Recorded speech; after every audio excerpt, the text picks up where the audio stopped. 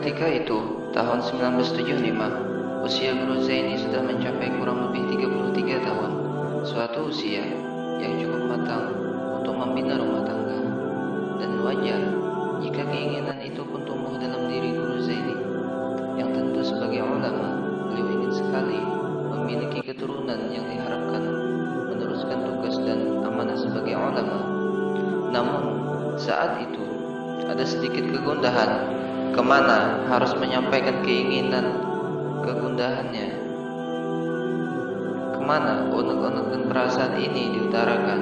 Inilah nampaknya perasaan yang berkecamuk di jiwa Guru Zaini saat itu. Karena untuk menyampaikan kepada kedua orang tua, beliau khawatir akan menjadi beban pemikiran di hati mereka. Karena memang kondisi yang sedang serba kekurangan. Dan untuk memusyawarahkan masalah ini dengan pamannya, Syekh Muhammad Seman Mulia, ada rasa sungkan karena beliau pun saat itu belum kawin. Di tengah kegundahan itu, ada seorang Habib di Martapura bertemu dalam mimpinya dengan Rasulullah SAW.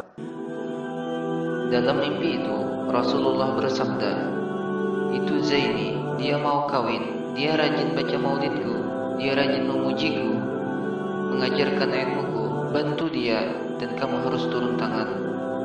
Demikian ucapan Rasulullah dalam mimpi Habib itu. Maka ketika terbangun, Habib itu bergegas menuju ke rumah Guru Zaini untuk memusyawarahkan hal ini kepada kedua orang tuanya.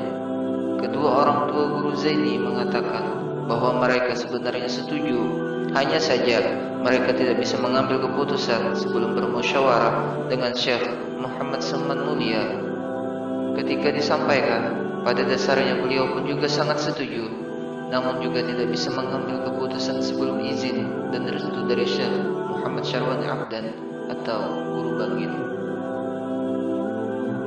Beberapa waktu kemudian, Guru Zaini berangkat ke Bangil untuk sowan kepada Syekh Muhammad Syarwani Abdan. Setelah bertemu dan Guru Zaini menceritakan semuanya, Guru Bangil sangat gembira dan setuju mendengar keinginan Guru Zaini untuk menikah. Namun, Guru Bangil menyarankan agar Guru Zaini secepatnya menemui Kiai Hamid di Pasuruan untuk memohon izin dan doa restu beliau. Malam itu, meski sudah sekitar pukul 4 dini hari, Guru Zaini pun berangkat ke Pasuruan. Tiba di sana saat berkumandang tarhib di Masjid Al-Anwar, Pasuruan. Usai sholat subuh, Guru Zaini langsung menuju rumah Kiai Hamid.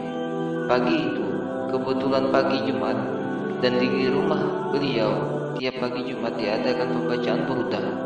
Guru Zaini langsung mengikuti kegiatan majelis pagi itu. Selesai pembacaan burdah itu, ternyata Kiai Hamid memanggil Guru Zaini dan meminta beliau untuk duduk mendekat.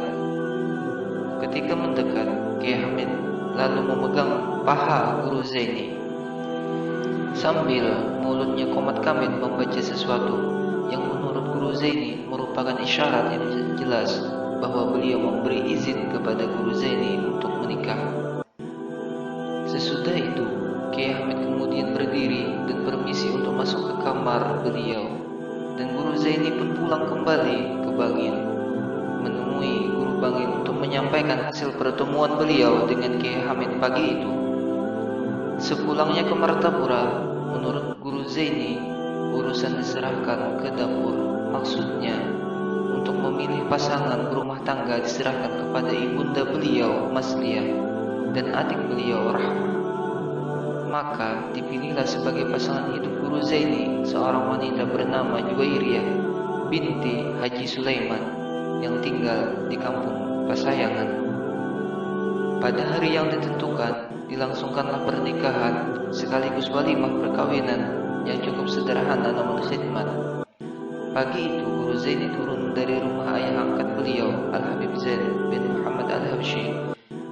Guru Zaini dengan diiringi banyak orang dan didampingi serta digandeng oleh Kiai Haji Badruddin dan Syekh Muhammad Seman Mulia menuju rumah keluarga mempelai perempuan. Pernikahan penuh barokah ini dihadiri oleh para habaib dan banyak tokoh, ulama, Martapura.